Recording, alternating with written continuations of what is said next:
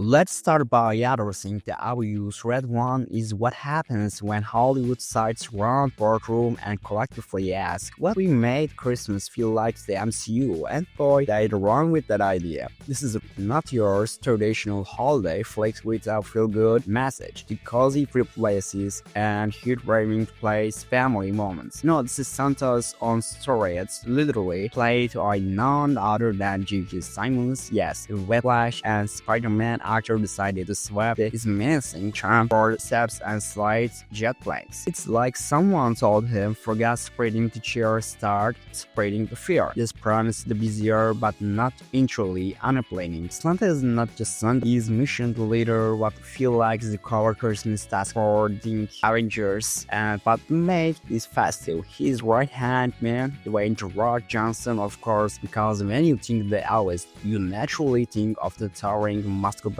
eyebrow-raising Johnson. His character was named you won't remember because in the early 11, let's just call him Santa's sidekick. He's a loyal elf who worships and Santa with a devotion watering and unhealed. Their dynamic feel more like a cult leader and his most zealous the flower and to comrades saving Christmas. But let's talk about the elephants, or should I say the reindeer. In the room, the tone, is it a parody? Is it serious? Is it mean for kids? The answer is unclear. The film markets itself as an action comedy for the whole family, but it often veers into territory that feel more like the ironic spoof holiday movies than the earnest attempt at one. The jokes sometimes land, but more are fresh and harder than a slide and thunderstorm. The comparison to MCU aren't just lazy, there's unavoidable. The film's structure the screams superhero blockbuster, the complete with elaborate the action sequences, forced only one-liners, and the overlines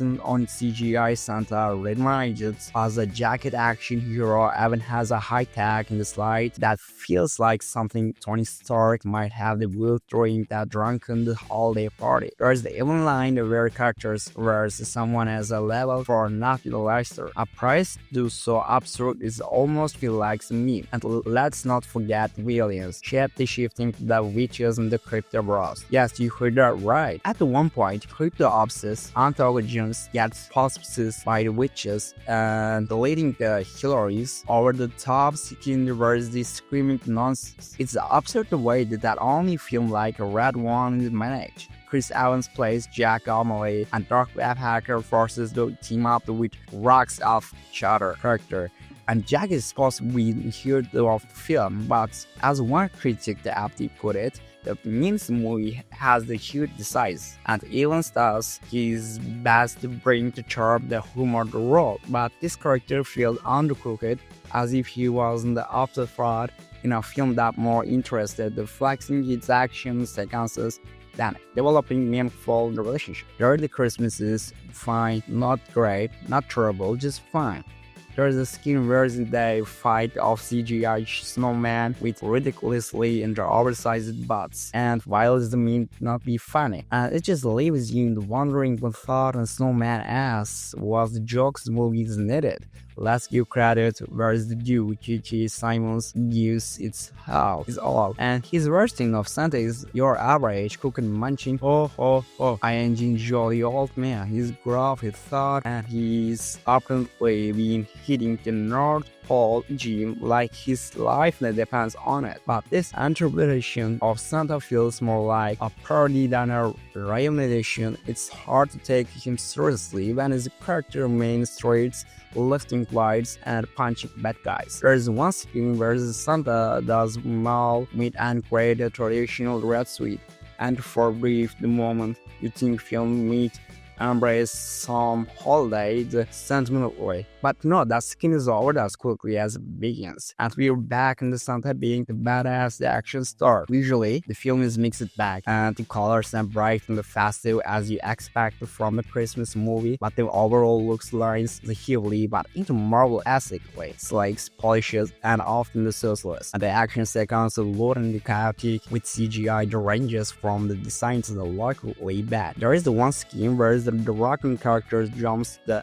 30 feet into the air and turning it into a rock doll like CGI demonstrably, and it is hard not and how intentionally is look. The final action is particularly masked. The climactic battle is so overloaded with outclassing the magic effects, and wrapping the costume it becomes the almost impossible that flaws the happening. It's not the first CGI as we see, and the Flash holds like the title, but is the far from good. And then there is the behind-the-scenes drama. The person surfaces that the Rock will often arrive late on set, and describing the short hold that when he did show up, he had to clear the habit of and pinning to the bottles. Yes, you read that correctly. Apparently, he reviewed the this on set in the bathrooms, opening instead and relying himself to water bottles, and he think will later dispose of. If that isn't the most visual celebrity flex you're here, I don't know is that what is it. To his credit, The Rock repeatedly is gave away money to crowd repairs as in the apology for his tardiness and the pee bottles. But even that can't overshadow the strangeness of the wall stations. And here's the thing, Christmas movie is supposed to be the huge farming, and we're just supposed to remind with the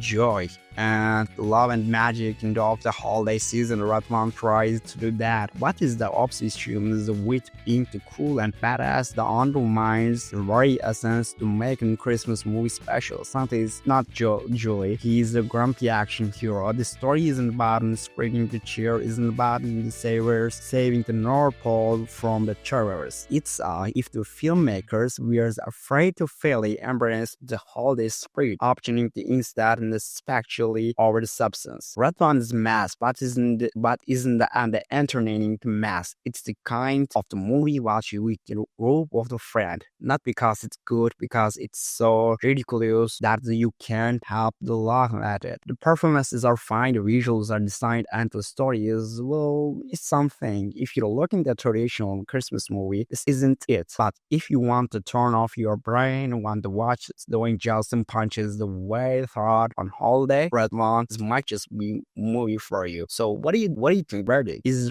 Red One is the best Christmas movie ever made? No, it's the worst. Also, no, it's somewhere in the middle of chaotic and over-the-top spectacle. There is the interesting, the expressional is the animation. Merry Christmas, everyone. Just don't forget to bring your own bottle. It's Kiss and the Rock and pressing yours.